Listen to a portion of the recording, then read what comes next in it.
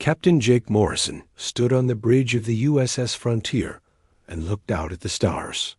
This was the day he had been waiting for all his life. Today, humans would visit another star system for the first time. The ship hummed quietly as it moved through space faster than light. "Captain, we are coming out of junk drive now," said Navigator Lisa Parker from her station. She was a young woman with bright eyes who had dreamed of this moment since she was a child. "Good work, Lisa. Take us out of junk," Jake said. The stars around them stopped moving and became still points of light again. In front of them was a yellow sun, much like their own, with several planets circling it. "Danny, how are the engines?" Jake asked. Chief Engineer Danny Rodriguez looked up from his control panel. "All systems are running perfect, Captain. We can stay here as long as we need to." "Amy, start scanning for any signs of life," Jake ordered. Communications Officer Amy Thompson nodded and began working at her station. "Captain, I am picking up radio signals from the third planet. They are not natural signals. Someone is sending them." Jake felt his heart beat faster. "Are you sure?" "Yes, Captain. These signals are made by intelligent beings. We have found alien life." The bridge became very quiet. Everyone knew they were making history. For hundreds of years, humans had wondered if they were alone in the universe. Now they knew they were not. Amy tried to send them a message. "Tell them we come in peace," Jake said. Amy worked at her station for several minutes. "Captain, I am sending a simple math signal to show we are intelligent. I am also sending pictures of Earth and humans." They waited for 20 minutes, and Amy sat up straight. "Captain, I am getting a response. It is not just from the planet. There are ships coming toward us. Many ships." "How many ships?" Jake asked. 12 large ships, Captain. They are much bigger than us." Jake looked at the main screen. 12 huge ships appeared, moving toward them in a perfect formation. Each ship was at least 10 times bigger than the USS Frontier. "Captain, they are sending us a message," Amy said. "It is in perfect English." "Put it on the speakers," Jake said. A cold voice filled the bridge. "Human vessel, you will stop your engines and prepare to be boarded. You are now in space controlled by the Zephyrian Empire. All new species must submit to our authority." Jake stood up straight. "Amy, send them this message. Tell them we are peaceful explorers from Earth. We do not want any trouble." Amy sent the message. The answer came back quickly. "Human vessel, you will give us the location of your home world. You will also surrender your ship and crew. If you do not obey, we will destroy you." Jake felt anger rise in his chest. "Send them this message. We are free people from a free world. We do not surrender to anyone." The alien voice became harder. "You do not understand, humans. We are the Zephyrian Empire. We have ruled this part of space for 3,000 years. 12 different alien species obey us. You are just one small ship. You cannot fight us." "Maybe not," Jake said. "But we will not surrender." "Amy, send that message exactly as I said it." Lisa looked worried. "Captain, their weapons are much bigger than ours. We cannot win a fight." "I know," Jake said. "But we cannot give them Earth's location. If we do, they will attack our home." Danny spoke up from his station. "Captain, if we fight them, we will all die." "Maybe," Jake said. "But if we surrender, Earth might die. I would rather die fighting and let my planet be destroyed." The alien voice spoke again. "Humans, you have 1 minute to surrender or we will attack." Jake looked at his crew. They all looked scared, but they also looked determined. "Amy, send them this message. We do not surrender. We do not kneel to anyone." "Message sent, Captain," Amy said quietly. "All crew, prepare for battle," Jake announced over the ship's communication system. "We are going to fight." The alien ships moved closer. Jake could see that each one had many weapons. The USS Frontier had only 4 small weapons. It was like a mouse fighting 12 elephants. "Captain, they are firing," Lisa said. The ship shook as alien weapons hit their shields. The lights flickered on the bridge. "Danny, how are the shields?" Jake asked. "Down to 60%, Captain." "We cannot take many more hits like that. Return fire," Jake ordered. "All weapons." The USS Frontier fired back, but their weapons barely scratched the alien ships. The alien ships fired again. This time, the USS Frontier shook so hard that everyone had to hold on to their stations. "Shields down to 20%, Danny reported. "Captain, we need to surrender, or we will all die." "No," Jake said firmly. "We fight until the end." The alien ships surrounded them. Jake knew they had lost, but he was proud of his crew. They had faced impossible odds and still fought. "Captain, they are not firing anymore," Amy said. "They are sending another message." "Put it on speakers," Jake said. The alien voice sounded surprised. "Humans, why do you not surrender? You cannot win. Your ship is almost destroyed." Jake took a deep breath. "Because we are humans. We do not give up. We do not surrender. We fight for our freedom." "This is foolish," the alien voice said. "You will die for nothing." "We will die for our people," Jake said. "We will die for Earth. That is not nothing." There was a long silence. And the alien voice spoke again. "We will not destroy you. You are too interesting to kill. We will capture you instead. Perhaps we can learn something from you." Energy beams hit the USS Frontier. The ship's engines stopped working. The lights went out except for emergency power. "Captain, they have disabled our ship," Danny reported. "We cannot move or fight." "I know," Jake said. "Amy, send one last message. To Earth. Tell them what happened here. Tell them the aliens want us to surrender. Tell them we said no." Amy worked quickly at her station. "Message sent, Captain. It will take 6 months to reach Earth." Alien soldiers came aboard the USS Frontier. They were tall and thin with gray skin and large black eyes. They carried weapons that looked very advanced. The alien leader spoke in English. "I am High Commander Vexthara. You are now prisoners of the Zephyrian Empire. You will tell us about your world." Jake stood up straight and looked the alien in the eyes. "I am Captain Jake Morrison of Earth. We are free people. We do not give information to our enemies." Vexthara seemed surprised. "You are brave for such a small creature. But you will learn to obey us. All species do, in the end." "Maybe," Jake said. "But humans are different. We do not break easily." Vexthara laughed. "We will see about that. Take them to the prison ship." As the aliens led them away, Jake looked back at his ship one last time. The USS Frontier was broken and dark, but it had not surrendered.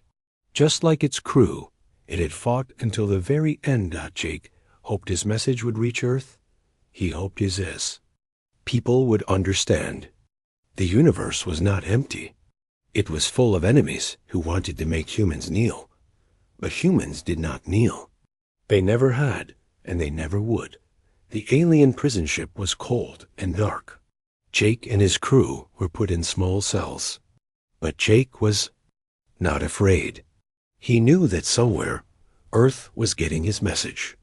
Soon, his people would know that humans were not alone in the universe. They would know that there were enemies out there who wanted to destroy human freedom. And Jake knew something else. He knew that humans would never surrender. They would fight. They would come looking for their people. And when they did, the aliens would learn what it meant to face humanity's anger. The war was about to begin. 6 months had passed since Captain Jake Morrison sent his message to Earth. The USS Frontier sat broken in the alien prison dock, and Jake and his crew were still locked in their cells. Every day, the aliens asked them questions about Earth. Every day, Jake and his crew said nothing.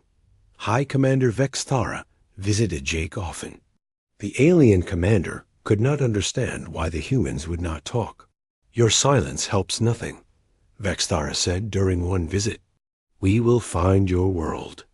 Anyway, tell us where it is, and we will be gentle with your people." Jake looked at the alien through the bars of his cell. "We will never tell you anything, and Earth will never surrender to you. One small world cannot fight the Zephyrian Empire," Vex Thara said. "We have conquered 12 species. We have ruled this part of space for 3,000 years. "Maybe," Jake said, "but you have never fought humans before." On that same day, far away in space, 30 human ships came out of jump drive. They were led by Admiral Kate Sullivan in the USS Defiance. Kate was a strong woman who had spent her whole life in the military. She had trained for war, and now, war had come. "All ships, report status," Kate said into her radio. The captains of the 30 ships all reported that they were ready to fight. Kate looked at the enemy base in front of them. It was huge, with over 300 alien ships guarding it.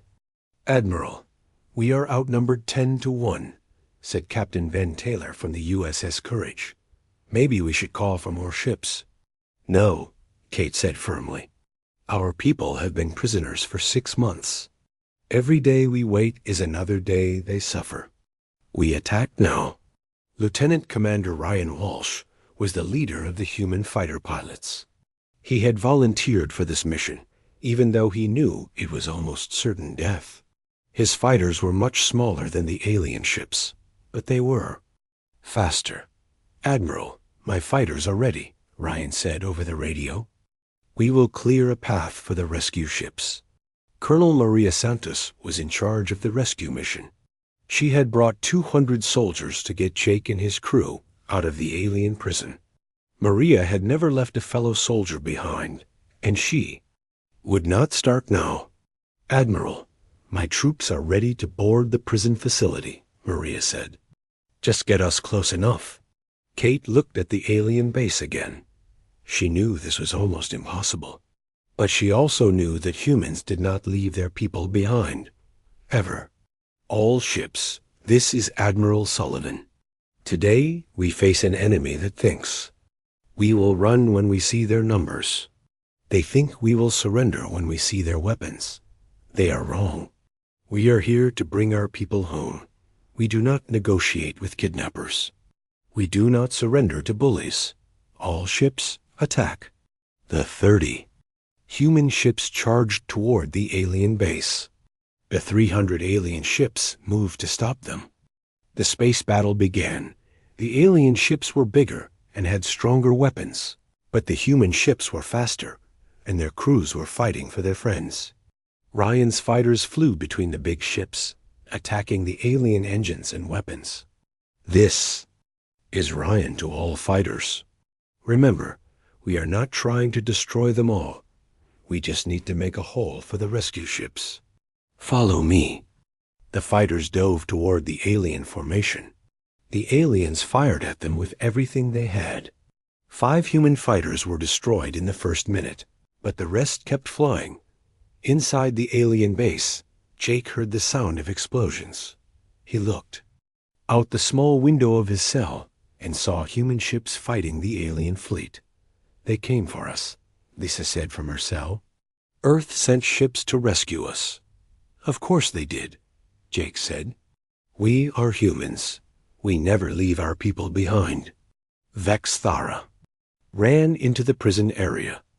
The alien commander looked worried and angry. "Your people are attacking us," Vex Thara said to Jake. "They cannot win." "Why do they not surrender?" "Because we do not surrender," Jake said. "Ever." The battle outside was getting worse for the humans.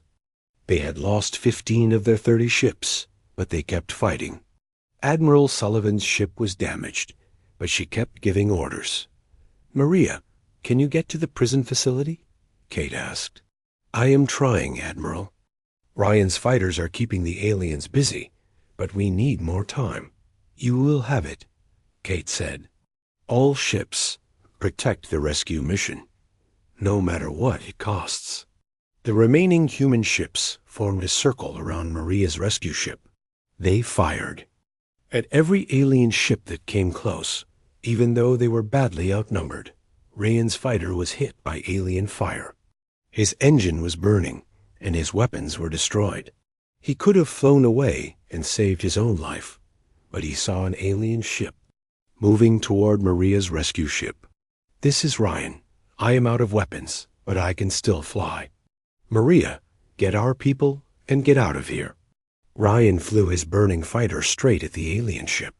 The alien captain tried to turn away, but Ryan's fighter hit the alien ship's bridge. Both ships exploded in a bright flash.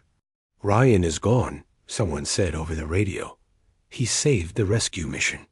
Maria's ship reached the prison facility. Her soldiers jumped out and began fighting the alien guards. The aliens were surprised by the attack and could not organize a good defense. Jake, can you hear me? Maria called out as her soldiers fought through the prison. We are here, Jake called back. Cell Block 7. Maria and her soldiers fought their way to Cell Block 7. They used explosives to break open the cell doors. Jake and his crew were free after 6 months of imprisonment. Good to see you, Maria, Jake said. But we need to get out of here fast. More alien soldiers are coming. Way ahead of you, Maria said. Everyone to the ship. Move. They ran through the prison facility while Maria's soldiers held off the alien guards. Behind them, they could hear the space battle still going on. The human ships were fighting desperately to give the rescue mission time to escape. They reached Maria's ship just as more alien soldiers arrived. The ship's engine started, and they flew away from the prison facility toward the human fleet. Admiral, we have them, Maria reported. Captain Morrison and his crew are safe. Good work, Maria, Kate said. All ships prepare to retreat. We have what we came for. But the alien ships surrounded them. The humans were trapped. They had rescued their people, but now they might all die together. Vistara's voice came over the radio. Human ships, you are surrounded? Surrender now, and we will let you live. Kate looked at her damaged fleet. Only 12 ships were still able to fight. They were completely surrounded by alien ships. Any military leader would surrender to save the lives of their people. This is Admiral Sullivan to all alien ships. We have a message for you. We do not surrender. We do not negotiate with kidnappers. If you want to fight us, then fight us. But we will never kneel to you. Jake heard the message from the rescue ship. He smiled for the first time in 6 months. That is what I told them 6 months ago. Humans do not kneel. The alien commander could not believe what he was hearing. You cannot win. Why do you not surrender? Kate's voice was calm and strong. Because we are taking our people home, and we would rather die fighting than live as your prisoners. The aliens did not know what to do. They had never met a species that would not surrender when they were clearly beaten. They had expected the humans to give up when they saw how badly outnumbered they were. Admiral, the aliens are not firing, Captain Taylor reported. They seem confused. Good, Kate said. All ships, prepare for jump drive. We are going home. But Admiral, they will follow us, someone said. Let them come, Kate said. They wanted to know where Earth is. Now they will find out. And when they get there, they will learn what it means to attack the human homeworld. The human ships jumped away, leaving the alien fleet behind. Vexthara watched them go, still not understanding what had just happened. Commander, one of his officers said, should we follow them?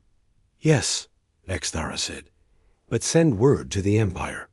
Tell them we need the full invasion fleet. These humans are not like the other species we have conquered. They do not surrender, even when they cannot win. What does that mean, Commander? Vexthara looked at the stars where the human ships had disappeared. It means this war is just beginning, and it means we may have made a terrible mistake. As the human ships flew toward Earth, Jake sat in the medical bay getting his injuries treated. Admiral Sullivan came to see him. Captain Morrison, you and your crew did well. You did not give them any information about Earth. We could not, Jake said. We knew that if we talked, they would attack our home. They are going to attack anyway. Kate said, we hurt them today. They will want revenge. Good, Jake said. Let them come. Earth is ready for them. Kate smiled. Yes, it is. While you were gone, we built the biggest fleet in human history. We have been preparing for this war for 6 months. How many ships? Jake asked. Every ship we could build. Every weapon we could make. Every person who could fight. Earth is ready to show these aliens what happens when they threaten human freedom. Jake nodded. They think we will surrender when we see their big fleet. They are wrong. Very wrong, Kate agreed. They are about to learn that humans do not back down, no matter what. Supreme Admiral Colthane stood on the bridge of his flagship and looked at the blue world in front of him. Earth was a beautiful planet, covered in oceans and green land. It looked peaceful and quiet, but Colthane knew that this small world had become a big problem for the Zephyrian Empire. How many ships do we have? Colthane asked his second-in-command. 5,000 ships, Supreme Admiral. This is the largest fleet in the history of the Empire. Colthane nodded. The humans had embarrassed the Empire by rescuing their people from the prison facility. Now the Empire would show them what happened to species that did not obey. Send a message to the planet, Colthane ordered. Tell them they have 1 hour to surrender. If they do not, we will destroy every city on their world. On Earth, General Robert Hayes stood in the command center deep under the Rocky Mountains. Around him, hundreds of people worked at computers, tracking the alien fleet that had just arrived. Robert was an old soldier who had fought in many wars, but he had never seen anything like this. General, we are getting a message from the alien fleet, reported Communications Officer Carol White. Put it on the main screen, Robert said. The ugly face of Supreme Admiral Colthane appeared on the screen. His voice was cold and cruel. People of Earth, I am Supreme Admiral Colthane of the Zephyrian Empire. You have 1 hour to surrender completely. Your leaders must come to my ship and kneel before me. If you do not surrender, we will destroy every city on your planet. You cannot fight us. We have 5,000 ships. Choose wisely. The message ended. The command center became very quiet. Everyone looked at General Hayes. Carol, open a channel to the alien fleet, Robert said. Channel open, General. Robert looked at the camera. He thought about his children and grandchildren. He thought about all the people on Earth who were depending on him to keep them safe. This is General Robert Hayes of the Earth Defense Force. We have received your message. Here is our answer. We do not surrender. We do not kneel. If you want our planet, you will have to fight for it. Every man, woman, and child on Earth will fight you. We would rather die as free people than live as your slaves. In space around Earth, Admiral Tony Mitchell commanded the human fleet. Tony was a young man who had been promoted quickly because of his skill and courage. He had 500 ships, but the alien fleet had 10 times as many. Admiral, all ships are ready, reported Captain Linda Johnson from the USS Liberty. Good, Tony said. Remember, we are not trying to win this battle. We are trying to make them pay for every mile of space they take. We are trying to buy time for the ground defenses to get ready. The alien fleet began to move toward Earth. Their ships were huge and powerful. They had weapons that could destroy cities with one shot, but the human ships moved to meet them anyway. All ships. This is Admiral Mitchell. Today we fight for our home. We fight for our families. We fight for our freedom. We may not win, but we will make them remember this day. Attack! The space battle began. The human ships were much smaller than the alien ships, but they were faster, and their crews were fighting for their home. The first alien ship to be destroyed was hit by 3 human ships working together. Good work, Team 7, Tony said over the radio. Keep it up, but the aliens had too many ships. For every alien ship the humans destroyed, they lost 3 of their own. The human fleet was being pushed back toward Earth. Captain Sarah Blake was flying a fighter from the USS Enterprise. Her ship had been destroyed in the first hour of the battle, but she had managed to get to a fighter before the ship was lost. This is Sarah to all fighters. The aliens are trying to get past our big ships. We need to stop them. Sarah led her fighters toward a group of alien ships that were moving toward Earth. The aliens fired at the small fighters, but Sarah and her team kept flying. Sarah, there are too many of them, called out pilot Gary Roberts. We should pull back. No, Sarah said, if they get past us, they will attack the cities. We stopped them here. The fighters attacked the alien ships. They were so small that the big alien weapons could not hit them easily. But there were hundreds of alien ships and only 20 human fighters. One by one, the human fighters were destroyed. Sarah's fighter was hit by alien fire. Her engines were failing, and her weapons were empty. Sarah, get out of there. Admiral Mitchell called over the radio. Your fighter is too damaged. Sarah looked at her controls. Her fighter could not make it back to the human fleet. But she could still fly, and there was one thing she could do. Admiral, tell my family I love them. Tell them I fought for Earth until the very end. Sarah turned her fighter toward the alien flagship. Colthane's ship was huge, bigger than a city. But Sarah's fighter was small and fast. She flew straight at the bridge of the alien ship. What is that small ship doing? Colthane asked. Why is it flying toward us? It appears to be attacking, Supreme Admiral, his officer said. But it is too small to harm us. Sarah's fighter hit the bridge of the alien flagship. The explosion was small, but it was in exactly the right place. The bridge was destroyed, and Supreme Admiral Colthane was killed. The Supreme Admiral is dead, someone reported over the alien radio. The flagship is badly damaged. But the battle continued. The aliens had many other commanders, and they were still winning. The human fleet was almost completely destroyed. Only 50 human ships were still fighting. Admiral, we need to retreat, Captain Johnson said. We have lost too many ships. No, Tony said. We hold the line. Earth is behind us. We do not retreat. The remaining human ships formed a circle around Earth. They fired at every alien ship that came close. The aliens could have destroyed them easily, but they were confused by the human tactics. Why do they not surrender? Asked the new alien commander. Their fleet is destroyed. They cannot win. I do not know, his officer replied. But they keep fighting. On Earth, the space battle could be seen in the sky.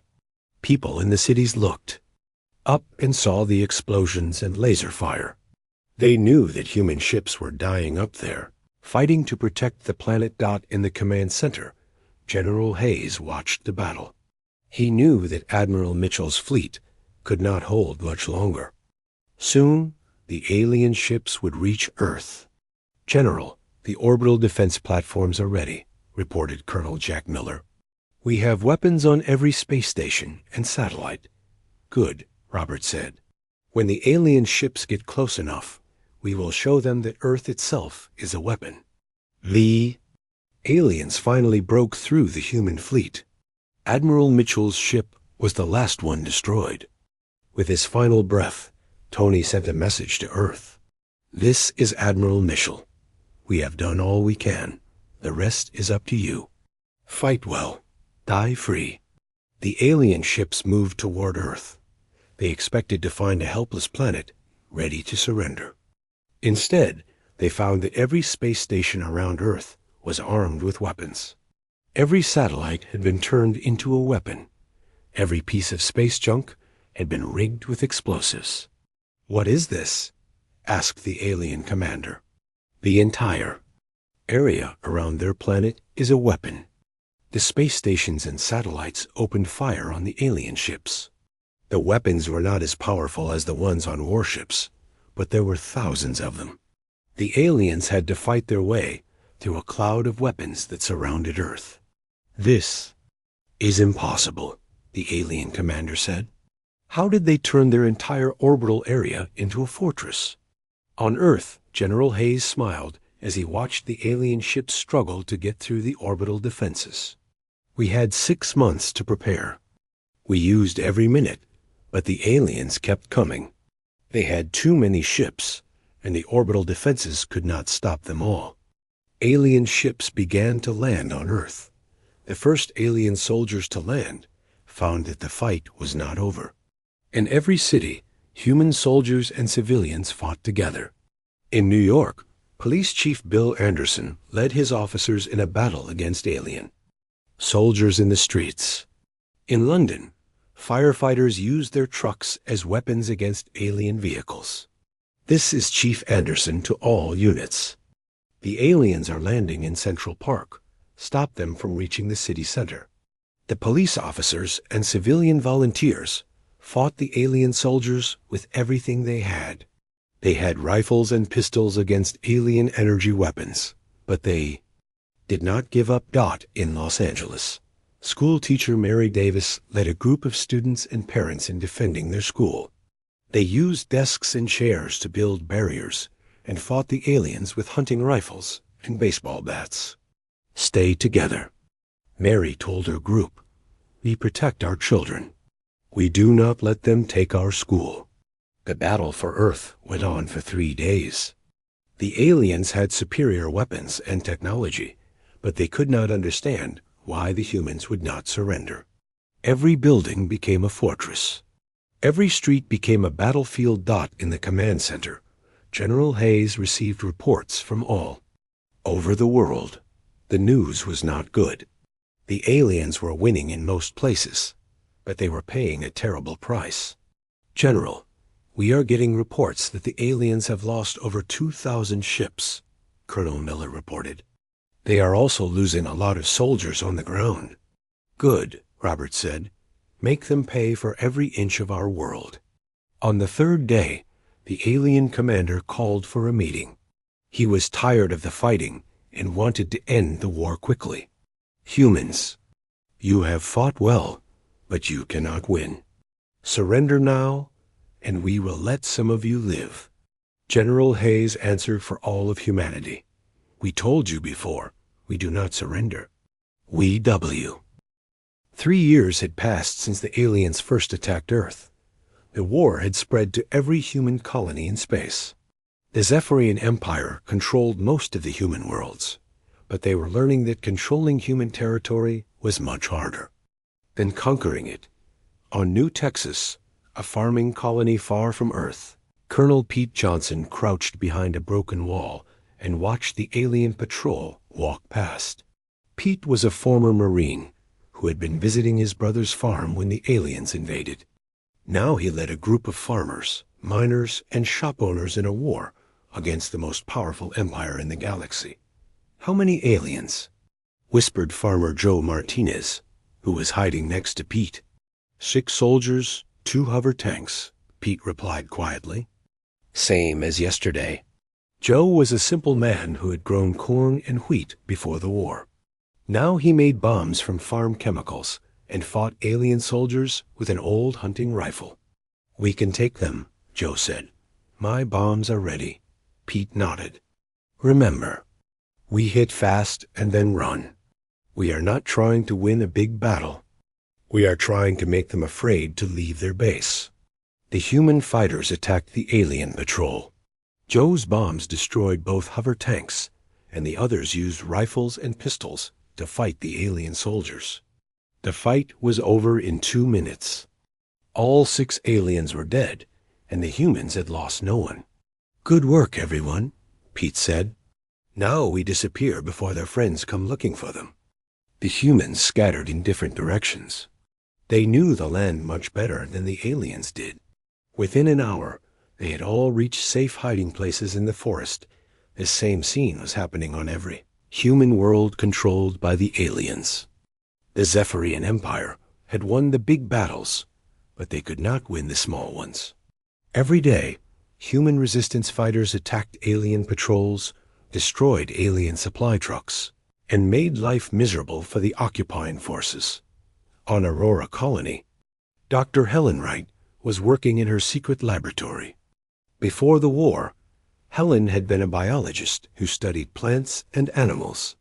Now she was developing biological weapons to use against the alien invaders. The new toxin is ready, Helen told her assistant, former nurse Betty Adams. It will make the aliens very sick, but it will not harm humans. How do we get it to them? Betty asked. We put it in their water supply, Helen said. The aliens have to drink water, just like we do. That night, Helen and Betty sneaked into the alien base. They found the water treatment plant and added Helen's toxin to the water tanks. Within 2 days, every alien on Aurora Colony was sick. Many of them had to be sent away for medical treatment. Dr. Wright, it worked, Betty said excitedly. The aliens are calling for help. They think there is a plague on this planet. Helen smiled. Let them think that. Maybe they will decide this planet is too dangerous to occupy. But the aliens did not give up. They brought in more soldiers to replace the sick ones. The war continued. On Earth, the aliens controlled most of the cities, but they did not control the countryside. Millions of humans lived in the forests and mountains, fighting a guerrilla war against the occupying forces. Sergeant Mike Thompson led a group of resistance fighters in the Rocky Mountains. Mike had been a police officer before the war. Now, he used his knowledge of the local area to fight the aliens. The aliens are sending a supply convoy through the valley tomorrow, Mike told his team. We are going to stop them. How many trucks? Asked Lisa Carter, a former schoolteacher who had become an expert with explosives. 20 trucks, plus an escort of 10 armored vehicles, Mike replied. It will be dangerous, but we need those. Supplies. The next day, the resistance fighters attacked the alien convoy. Lisa's explosives destroyed the road in front of the trucks, and Mike's team attacked from the hills on both sides of the valley. The aliens fought back hard, but they were trapped with no place to run. We got them all, Mike reported after the battle. 20 trucks full of food and weapons. This will keep us going for months. But the best news was not the supplies they captured. The best news was what they found in the alien computers. Mike, you need to see this, Lisa said, holding up Anne. Alien data pad. I think this shows where all their supply depots are located. Mike looked at the alien writing on the screen. He could not read it, but he knew someone who could. We need to get this to Intelligence Officer Lucy Chun. She has been learning their language. Lucy Chun worked from a hidden base in the mountains of Colorado. Before the war, she had been a computer programmer. Now she spent her time breaking alien codes and translating their messages. This is incredible, Lucy said when she saw the data pad. This shows the location of every alien supply depot in North America. If we could attack them all at the same time, we could seriously hurt their ability to fight. How many depots? Mike asked. 47, Lucy replied. And according to this, they only have enough supplies to last 2 more months if their supply lines are cut. Lucy sent this information to resistance fighters all across the continent. Within a week, human fighters attacked 32 of the foe, 47 supply depots. The aliens lost most of their food, fuel, and ammunition for the North American occupation force. "This is impossible," said Alien Commander Zekvar, looking at the reports from his field officers. "How did they coordinate so many attacks at the same time? They have no central command structure." "The humans seem to share information very quickly," his aide replied. "They do not need orders from above. They just fight. This is not normal." Zekvar said, "Other species wait for orders. They need leaders to tell them what to do. These humans just start fighting on their own." The aliens were starting to realize that they had never fought an enemy like humanity before. Other species had governments that could surrender for their entire people. Humans seemed to fight as individuals, which made them much harder to defeat. Meanwhile, in deep space, Chief Engineer Frank Miller was working on something that would change the war. Frank had been captured when his ship was destroyed, but he had escaped from an alien prison transport. Now he was hiding on an abandoned space station, using captured alien technology to build new weapons for humanity. "The alien power cells are much better than ours," Frank said to his assistant, former mechanic Tony Davis. "If we can copy their design, we can build much more powerful weapons." "How long will it take?" Tony asked. 6 months to build a prototype. "A year to start mass production," Frank replied. "But it will be worth the wait. These new weapons will be able to destroy their biggest ships." Frank sent his designs to Earth using a secret communication system. The message was received by the resistance leaders who are still hiding in the mountains. "Frank Miller is alive," General Hayes told his staff. "And he has designed weapons that can beat the aliens. How do we build them?" asked Colonel Miller. "The aliens control most of our factories. We build them in secret," Robert replied. "We use small workshops hidden in the mountains. It will take longer, but it can be done." Across human space, the news spread quickly. Frank Miller had found a way to beat the alien technology. Humans began building the new weapons in hidden factories, basement workshops, and abandoned mines. But the real turning point came when Captain Steve Rogers led a desperate mission to attack the main alien supply base at Vega Prime. Steve was a young officer who had lost his ship in the early days of the war. Since then, he had been fighting as a guerrilla, hitting alien targets wherever he could find them. "This is a suicide mission," Steve told his volunteers. "Vega Prime is defended by 50 alien ships. We only have 5 ships, and they are all damaged." "We know the risks, Captain," said pilot Nancy Williams. "But if we can destroy their main supply base, it will hurt them badly. The aliens get most of their supplies from Vega Prime," Steve explained. "If we can destroy it, their entire war effort will be set back by months." The 5 human ships approached Vega Prime quietly, using asteroids to hide from the alien sensors. They got close to the supply base before the aliens noticed them. "All ships attack," Steve ordered. "Hit the supply depots first, then the fuel tanks." The human ships flew into the alien base, firing at everything they could see. The aliens were surprised by the attack and could not organize their defenses quickly enough.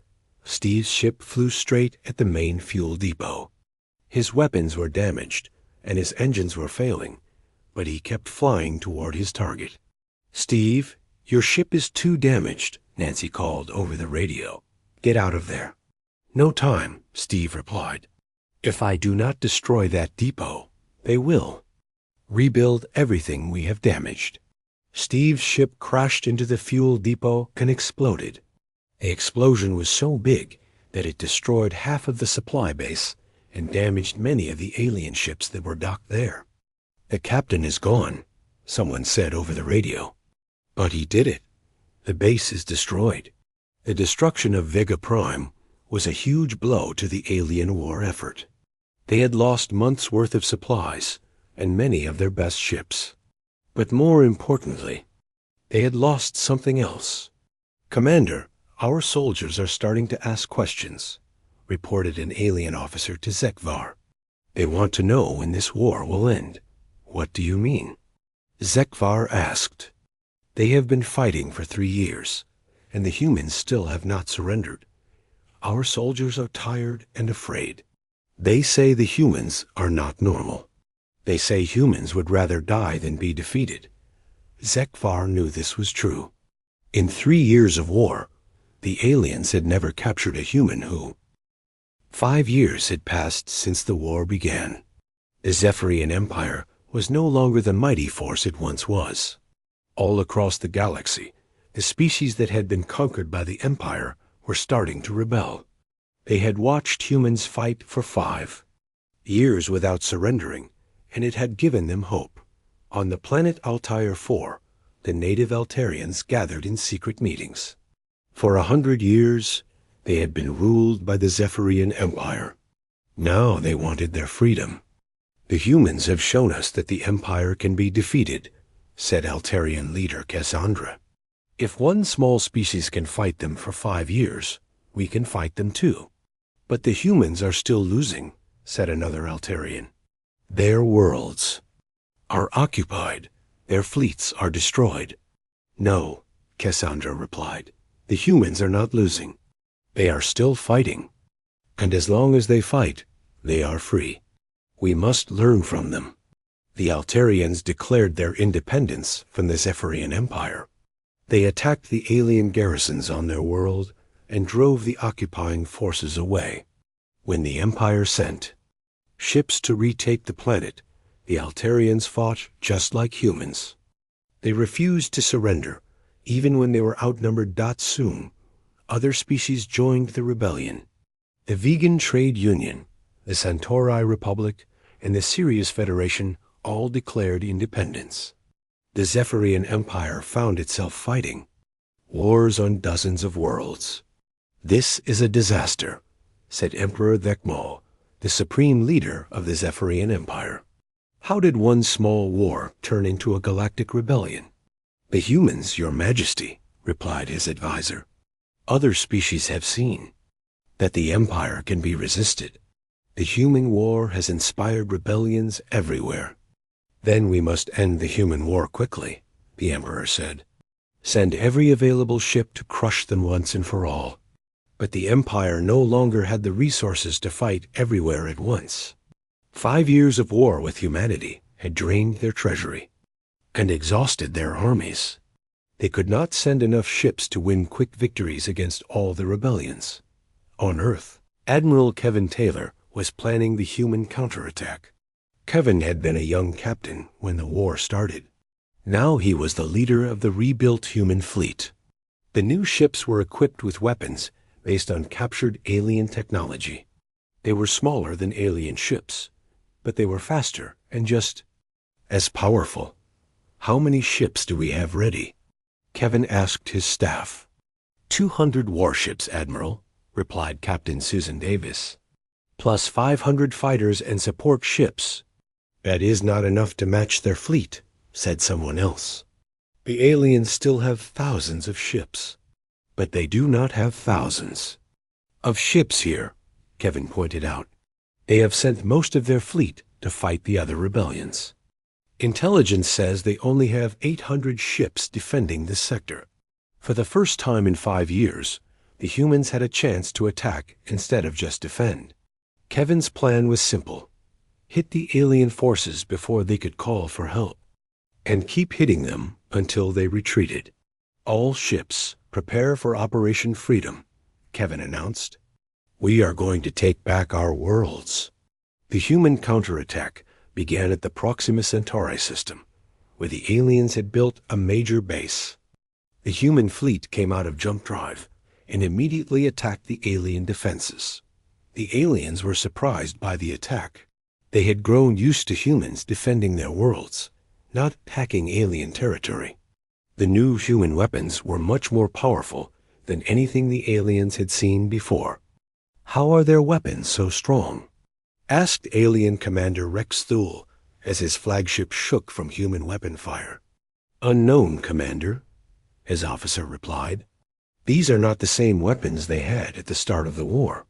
Where did they get new? Technology? Perhaps they developed it themselves, Commander. The humans are very good at learning and adapting. The battle for Proxima Centauri lasted for 6 hours. When it was over, the alien base was destroyed, and the human fleet had lost only 12 ships. The aliens had lost over 200 ships.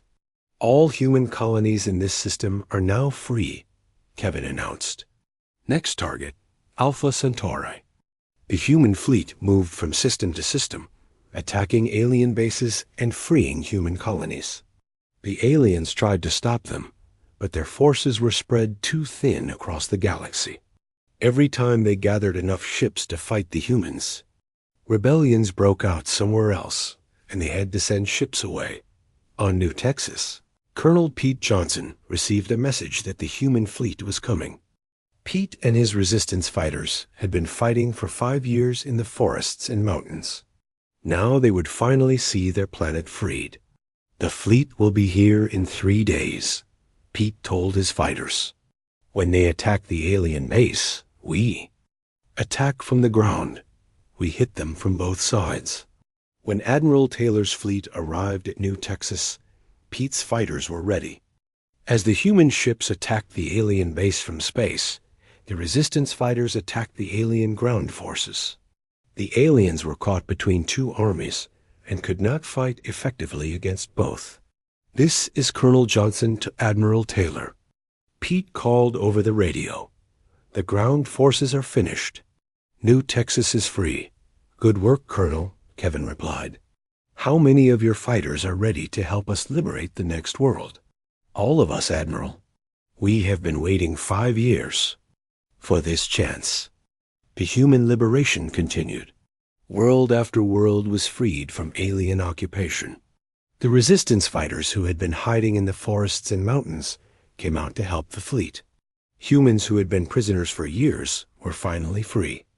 The biggest victory came when the humans retook the Vega system, where Captain Steve Rogers had died, destroying the alien supply base 2 years earlier. The aliens had rebuilt the base, but now the human fleet was strong enough to destroy it completely. This is for Steve Rogers and all the others who died to bring us to this moment, Admiral Taylor announced as the human ships attacked Vega Prime. The battle was short but fierce. The aliens fought desperately to hold their most important base, but the human ships were too fast and too well armed. Within 4 hours, Vega Prime was in human hands. Admiral, we are getting a message from the alien commander, reported Captain Davis. He wants to discuss surrender terms. Tell him to surrender unconditionally or keep fighting, Kevin replied. We do not negotiate with occupiers. The alien commander surrendered. For the first time since the war began, an entire alien fleet had surrendered to humans. The news spread quickly across the galaxy. Meanwhile, the Zephyrian Empire was falling apart. The Emperor had lost control of most of his territory. Rebellions were everywhere, and the Empire's economy was collapsing. The cost of fighting so many wars had bankrupted the government. Your Majesty, we must seek peace, the Emperor's advisor said. We cannot fight all these wars at the same time. Peace with whom? The Emperor asked. There are rebellions on 50 worlds. Start with the humans, Your Majesty. If we can end the human war, perhaps the other species will stop fighting too. The Emperor knew this was true. The human war had started all the other rebellions. If the humans made peace, the other rebels might give up hope and surrender.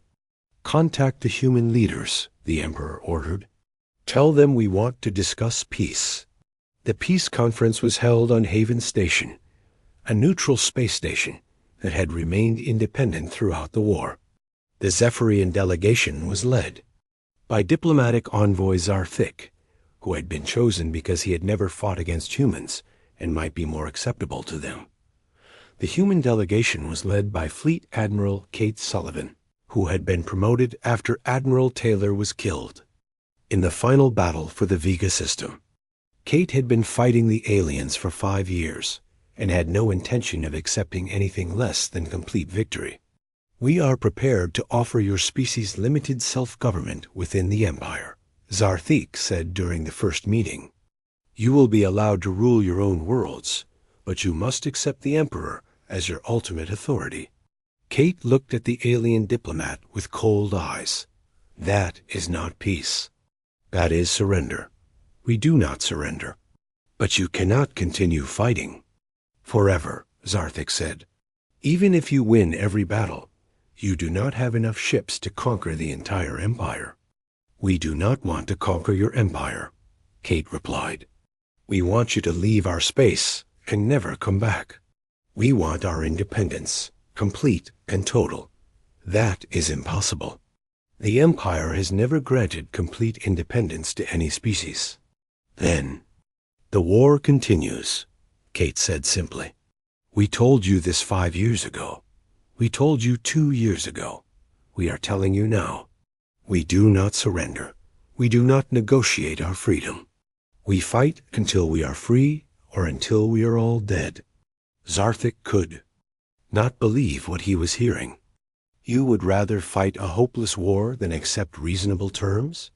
"This war stopped being hopeless when your empire started falling apart," Kate said. "Your own people are rebelling against you. Your economy is bankrupt. Your army is spread across the galaxy, fighting dozens of wars. We are not the ones in a hopeless situation." The peace talks continued for 3 weeks. The aliens offered many different deals, but the humans rejected them all. The humans had only one demand: complete withdrawal from all human space and recognition of human independence. "This is our final offer," Kate said on the last day of the conference. "You leave our space completely. You pay for the damage you have done to our worlds.